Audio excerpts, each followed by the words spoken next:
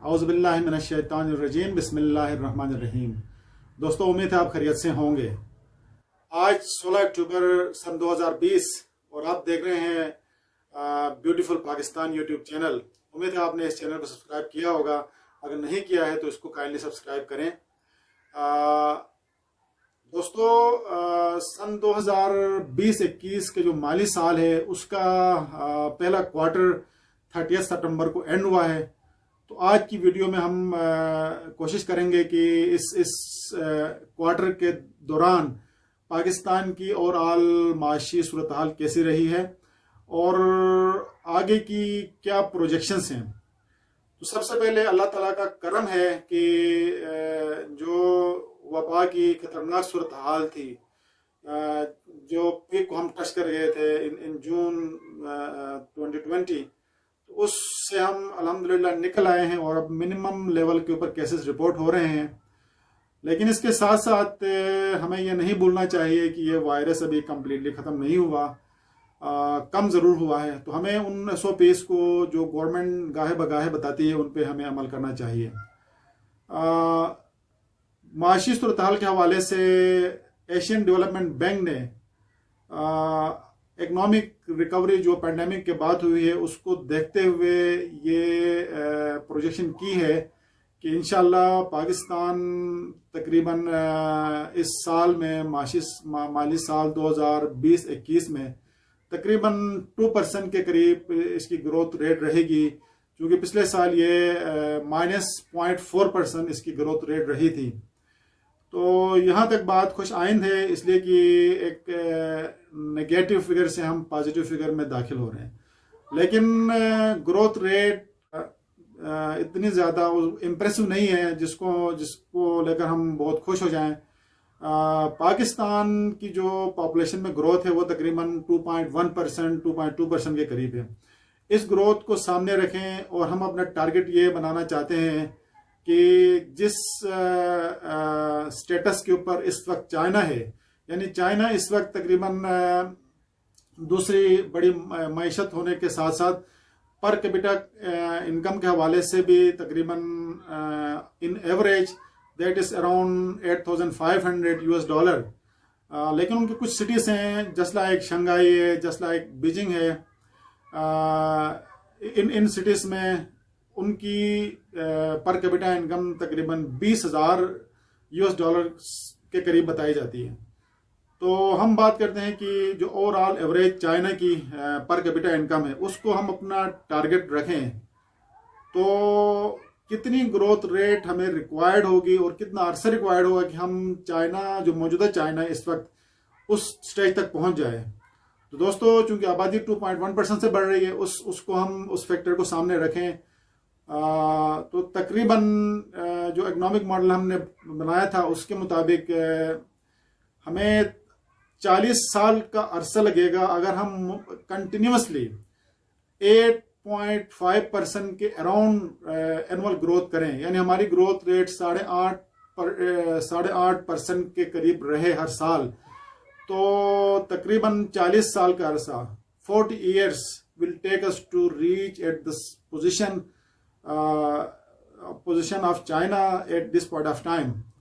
So हमें overall as a nation हमें इसके ऊपर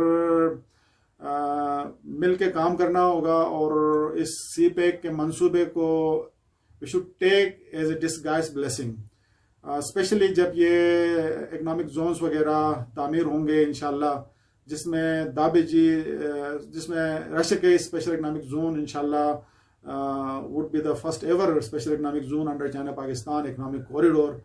उसके बाद दाबेजी और भी 8-9 इकनॉमिक जोन्स हैं जिनकी इंशाल्लाह कंस्ट्रक्शन होगी। इन रियल सेंस पाकिस्तान की माशी जो सरगर्मी है उसमें इजाफा देखने को मिलेगा इंशाल्लाह। जब वो माशी सरगर्मी बढ़ेगी तो डेफिनेटली ग्रोथ रेट में भी इजाफा होगा। तो दोस्तों, इस क्वार्टर के दौरान, जुलाई टू सितंबर 2020 के दौरान 2-3 चीजें हैं जो इम्पोर्टेंट है। So friends, there are 2-3 indicators, 2-3 aspects of our economy which are worth discussing तो इसमें सबसे पहले ये बड़ी अगेन खुशी की बात है कि जो फॉरेन रेमिटेंसेस है हमारे कंटिन्यूसली इन फ्रॉम जून से, बल्कि लेकिन हम बात कर रहे हैं जुलाई 2020 से लेकर सितंबर तक तकरीबन 7.15 बिलियन टोटल हमारे पास फॉरेन रेमिटेंसेस आए हैं, जो हमारे पाकिस्तानी हैं, जो मुहिब वतन पाकिस्तानी हैं, बैरून मुल्क जो काम कर रहे हैं, वहाँ से उनकी जो रेमिटेंसेस उन्होंने भेजे हैं मुल्क में, वो 7.15 बिलियन है। तो इसको अगर हम कंपेयर करें पिछले साल के इसी अरसे के दौरान, तो यह तकरीबन 31% हायर साइड पे है। जुलाई के महीने में द हाईएस्ट एवर फिगर हमें रिपोर्ट हुआ था, दैट वाज 2.768 बिलियन। अगस्त में that was 2.095 billion.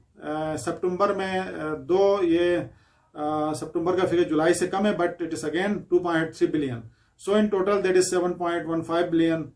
That is good figure. और पिछले साल ऑलरेडी मैंने बताया, दैट इज पिछले साल इसी पीरियड में, यानी जुलाई टू सितंबर 2019 में total figure was 5.45 billion rupees, means 31% higher side पे है। अगेन अगर हम मंथ टू मंथ कंपेयर करें तो सितंबर के मुकाबले, अगस्त 2020 के मुकाबले में सितंबर में हमें 9% इजाफा मिला है। तो ये जो रेमिटेंसेस आए हैं उसमें काबिल जिक्र जो ममालिक हैं जहाँ से आए हैं, उसमें number 1 kingdom of Saudi Arabia है, जहाँ से हमें 2.081 बिलियन डॉलर रिसीव हुए हैं। And from UAE 1.42 billion in first quarter. Similarly from UK 0.985 billion. From rest of the GCC countries that is 0.784 billion.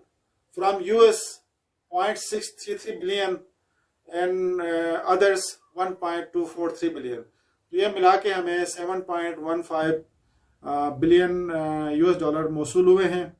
और अगेन ये उम्मीद की जाती है और ये एक्सपर्ट्स की राय है कि इंशाल्लाह इस साल हमें 7-8 बिलियन डॉलर एक्स्ट्रा मिलेंगे। और ये हम कंपेयर करें IMF के साथ, तो IMF का पूरा प्रोग्राम 6 बिलियन US डॉलर का था।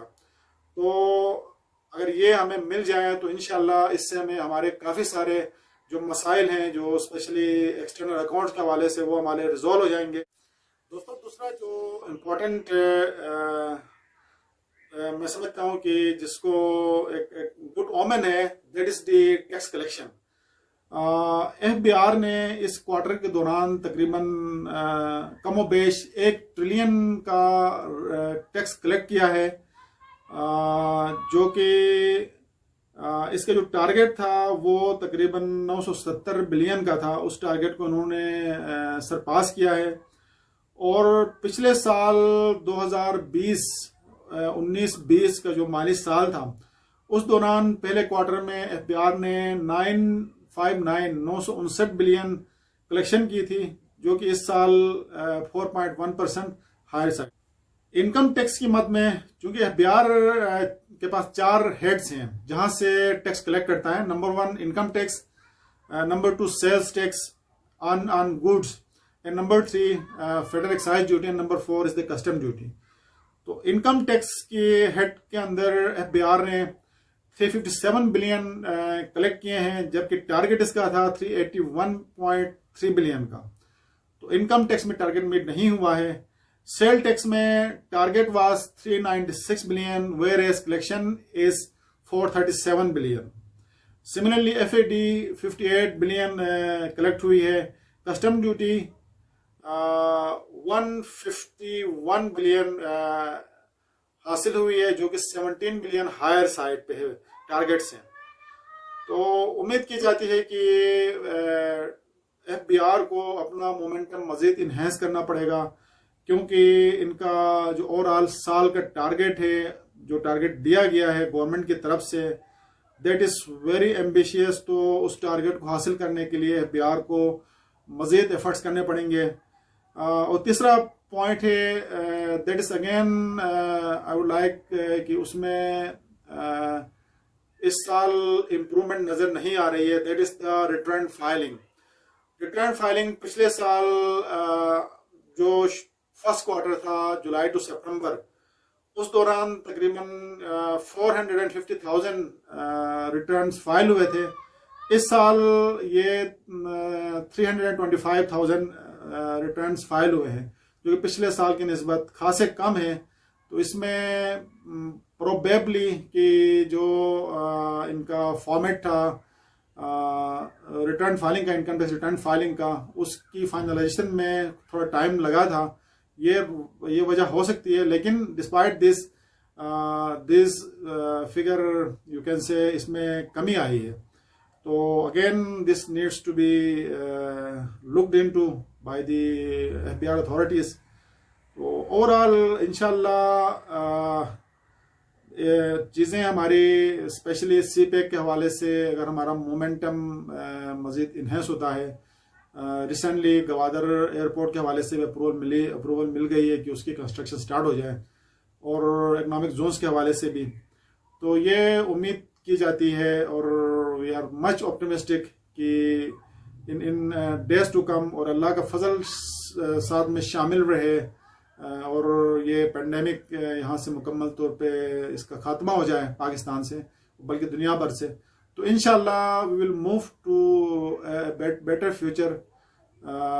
और हमें हर बंदे को, हर शख्स को, हर पाकिस्तानी को अपने अपने हिस्से का काम ईमानदारी से करना चाहिए, मेहनत पूरी करनी चाहिए। तो इंशाल्लाह अल्लाह ताला इसमें बरकत देगा। With this I would like to thank you for watching this video. Stay safe, stay blessed. Pakistan जिंदाबाद।